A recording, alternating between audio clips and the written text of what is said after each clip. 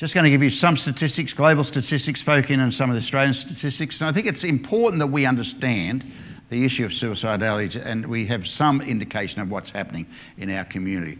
When in my role with Queensland Health, I used to do a lot of presentations to service clubs and people would say to me, oh look, you know, we only had 2,500 deaths last year to suicide. That's not really much in comparison to people dying of cancer, people dying of heart failure, and at that stage it was, suicides was less than road accidents. Today they're higher than road accidents. And my constant retort to people that would ask a question like that would be, that may be the case, but if that one of those people in those statistics was your son or your daughter or your father, would that change your questioning?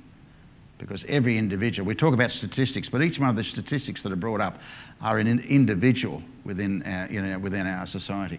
So worldwide, one person dies from suicide every 40 seconds. And that's quite a graphic illustration. In the world, one person dies by suicide, and this is taken from the World Health Organization, 2015, their paper on suicide in worldwide.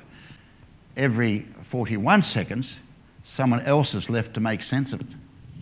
It's not someone else.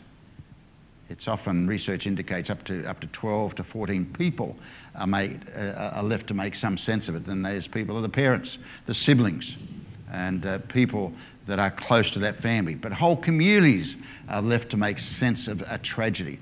And sometimes we overlook, again in my role with Queensland Health, every time there was a suicide in a school, I would be asked to go into those schools to support the school and the school community. And sometimes we overlook people such as the tuck shop lady that gave that little girl that took her life at the end of the day her sandwich at lunchtime. She greatly impacted. But we tend to think it's only the close family members. Whole communities and people that are involved in that person's life are very impacted, and we need to support those people collectively as well. So it's important that we understand, every 41 seconds that there's a death by suicide, or 40 seconds.